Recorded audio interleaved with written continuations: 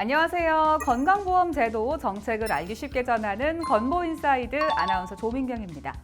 건보인사이드 오늘은 노인장기요양보험 인정 신청 절차에 대해서 자세히 알아보려고 합니다. 먼저 노인장기요양보험이란 혼자서 일상생활을 하는데 어려움을 겪고 있는 65세 이상의 노인 또는 65세 미만의 노인성 질병이 있는 분들에게 신체활동, 가사활동, 인지활동 등을 지원해 생활 안정에 도움을 주고 가족의 부담을 덜어주기 위한 제도입니다. 건강보험제도에서는 건강보험증을 지참하고 있는 국민이라면 누구나 원하는 때 의료기관에서 진료나 치료 등 건강보험 급여를 받을 수 있죠. 그러나 장기요양보험은 누구나 급여 혜택을 받을 수 있는 게 아니라 장기요양급여가 필요하다고 인정받은 수급자만이 장기요양 서비스를 이용할 수 있습니다. 그렇기 때문에 장기요양급여를 받기 위해서는 먼저 국민건강보험공단에 장기요양 인정 신청을 하고 등급판정위원회에서 인정 등급을 받아야 하는데요. 장기요양 등급은 1등급에서 5등급, 그리고 인지지원 등급까지 분류됩니다. 그럼 먼저 장기요양 인정 신청 대상부터 살펴볼까요?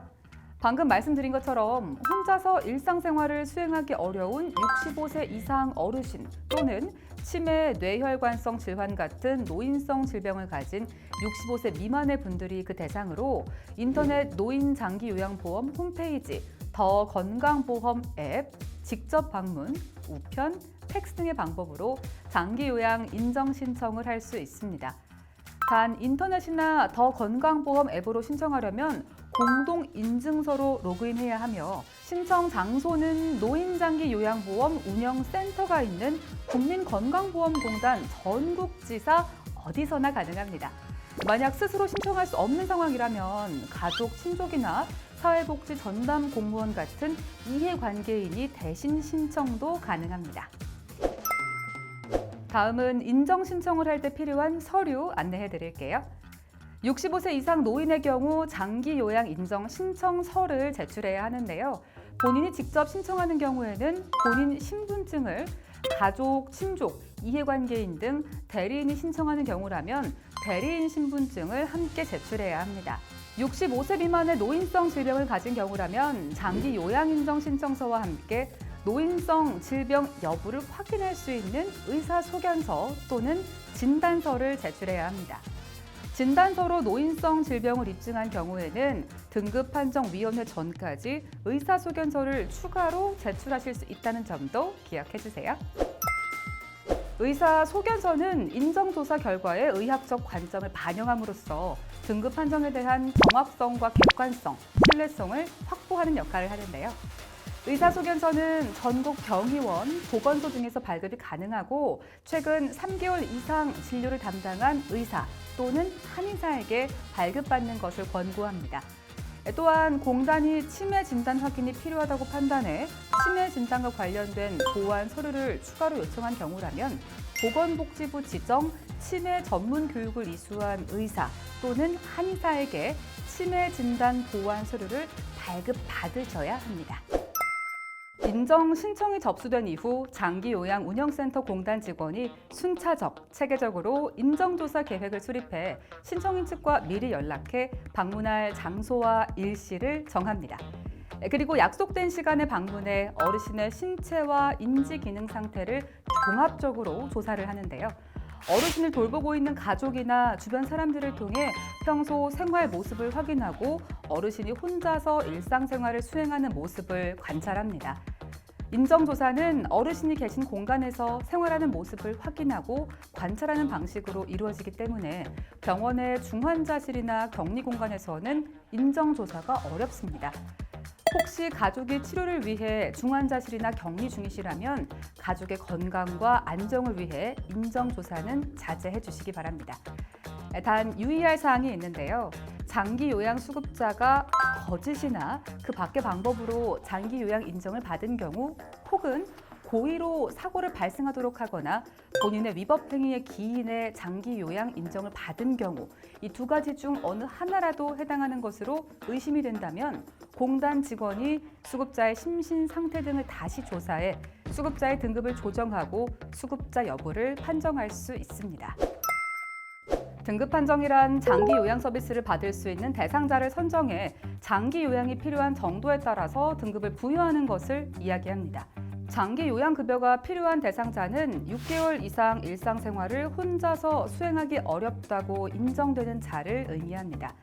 그렇기 때문에 보호자들의 시선에서 봤을 때 불편해 보이거나 몸이 많이 아픈 것과는 다른 의미로 이해하셔야 합니다. 또 최근에 갑작스럽게 발생한 골절이나 뇌경색, 뇌출혈 등에 의해 악화된 경우에는 등급판정위원회에서 수급자로 결정되지 않을 수 있습니다. 장기 요양 등급은 1등급에서 5등급, 그리고 인지 지원 등급까지 분류됩니다. 장기 요양 등급 판정 절차를 알아볼까요? 등급판정위원회에서 신청서, 인정조사 결과, 의사소견서 등을 종합적으로 심의해 신청인의 상태와 장기 요양이 필요한 정도에 따라 장기 요양 등급을 결정합니다.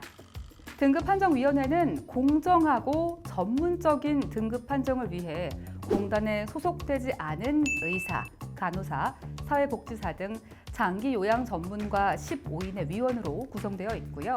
인정조사자 또는 등급판정위원이 장기 요양 인정 신청인과 이해관계가 있는 경우 해당 업무에서 제외하고 있습니다. 장기 요양 수급자로 판정을 받은 경우 장기 요양 인정서와 개인별 장기 요양 이용 계획서, 복지용구 급여 확인서를 송부해 드립니다.